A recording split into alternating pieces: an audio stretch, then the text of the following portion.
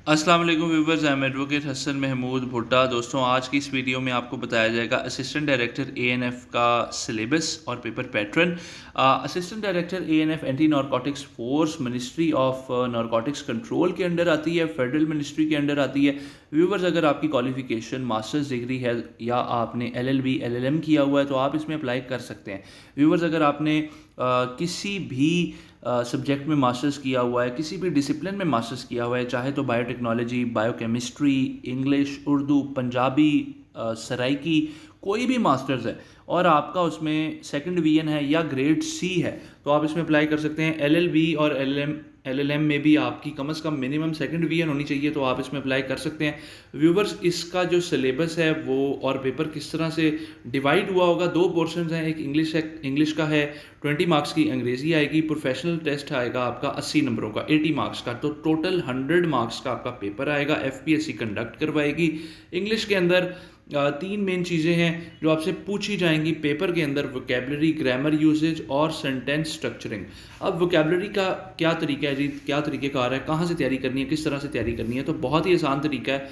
आपने करना यह है कि पास्ट पेपर से इसकी प्रिपरेशन करनी है। एडी एएनएफ के, एडी एएसएफ के, एडी नैब के, इसके अलावा जितनी भी और रेलिवेंट सीट्स हैं आपने इसकी प्रिपरेशन वहाँ से करनी है, उनके पास पेपर से करनी है। सीएसएस और पीएमएस के पास पेपर्स को भी कंसल्ट करना है, सबसे पहले पिछले 5 साल के, उसके बाद जो है पिछले 5 साल के बाद आपने इसको तैयार करना है, पिछले 10 साल के कर लेने हैं, 15 साल के कर लेने हैं। वोकेबलरी के लिए, ग्रामर यूसेज के लिए सवालात देख लेना पास्ट पेपर से किस तरह के आते हैं, पता होना चाहिए। नाउन क्या है, वर्ब क्या है, पार्ट ऑफ स्पीच का पता होना चाहिए, एडवर्बियल फ्रेज, नाउन फ्रेज, ठीक है।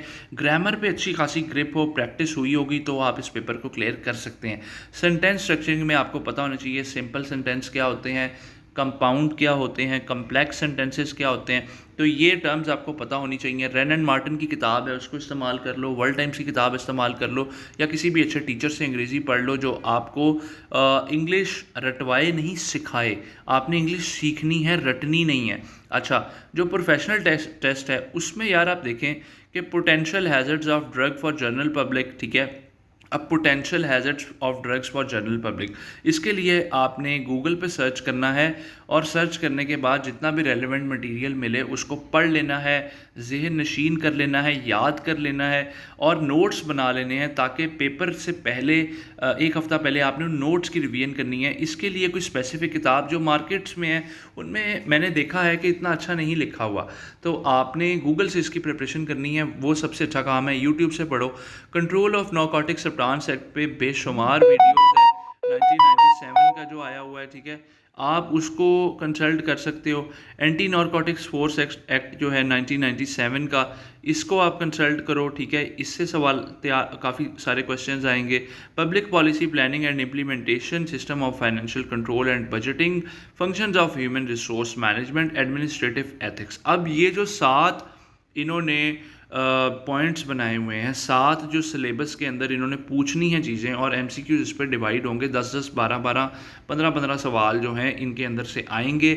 अब ये पूरे के पूरे सब्जेक्ट्स हैं, आपने करना ये है, आपने इनके बुलेट पॉइंट्स बनाने हैं, नोट्स बनाने हैं और इंटरनेट से तैयारी करनी है। और कोशिश करो system of financial control and budgeting के लिए जिस बच्चे ने पब्लिक एडमिनिस्ट्रेशन सीएसएस या पीएमएस में पढ़ी हो उससे हेल्प ले लो, एमबीए जिसने किया हो, आपका कोई फ्रेंड हो उससे हेल्प ले लो, या तो फिर गूगल पे खुद ही से इसकी तैयारी कर लो। पास पेपर्स को ज़रूर कंसल्ट करना, अच्छी खासी हेल्प मिल जाएगी। अपना बहुत सारा ख्याल रखना। किसी किस्म का कोई सवाल हो तो मुझे नीचे कमेंट सेक्शन में पूछ सकते हो। ये सीट्स भी इंशाल्लाह अनकरीब अनाउंस हो जाएंगी। तो व्यूवर्स, अगर आप मुझसे ईमेल पर रब्ता करना चाहते हैं तो वो भी मैं डिस्क्रिप्शन में दे दूंगा, आप मुझसे ईमेल पे भी रब्ता कर सकते हैं और पूछ सकते हैं किसी भी किस्म का कोई भी सवाल। ठीक है व्यूवर्स, अपना बहुत सारा ख्याल रखिएगा, मुझे अपनी दुआ में याद रखिएगा। मिलेंगे इंशाल्लाह ताला नेक्स्ट वीडियो में, तब तक के लिए अल्लाह हाफ़िज़, अल्लाह निगहबान।